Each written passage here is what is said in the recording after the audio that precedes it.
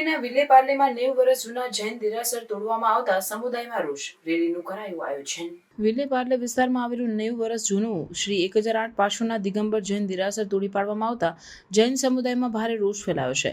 બૃહન Mumbai municipal corporation દ્વારા આ દેરાસરને અનધિકૃત ગણાવીને 16 એપ્રિલ 2025ના રોજ તોડી પાડવામાં આવ્યો હતો. આ ઘટનાને લઈને સમુદાયે આક્ષેપ કર્યો છે કે તેઓએ દેરાસરની નિયમિતકરણ માટે અરજી કરી હતી, છતાં પણ બીએમસીએ કાર્યવાહી કરી. દેરાસરના ટ્રસ્ટી અનિલ શાહે જણાવ્યું કે આ દેરાસર 1960ના દાયકામાં બનાવાયું હતું અને અગાઉ બીએમસીની મંજૂરીથી તેનું નવીનીકરણ પણ કરવામાં આવ્યું હતું. તેમણે આક્ષેપ કર્યો કે તોડફોડ દરમિયાન ધાર્મિક ગ્રંથો અને દેરાસરના અન્ય પવિત્ર સામાનને નુકસાન પહોંચાડવામાં આવ્યું છે. તેમણે આ કાર્યવાહી પાછળ સ્થાનિક હોટેલ માલિકનો હાથ હોવાનો પણ દાવો કર્યો. આ ઘટનાના વિરોધમાં જૈન સમુદાયે 19 એપ્રિલ 2025ના રોજ વિલેપાર્લેમાં મોટી રેલીનું આયોજન કર્યું. આ રેલીમાં હજારો લોકો જોડાયા અને બીએમસીના કી ઈસ્ટ વોર્ડ ઓફિસ સુધી મૌન મોરચો યોજાયો હતો. સમુદાય દેરાસરની પુનઃસ્થાપના અને જવાબદાર અધિકારીઓ સામે કાર્યવાહી કરવાની માંગ કરી.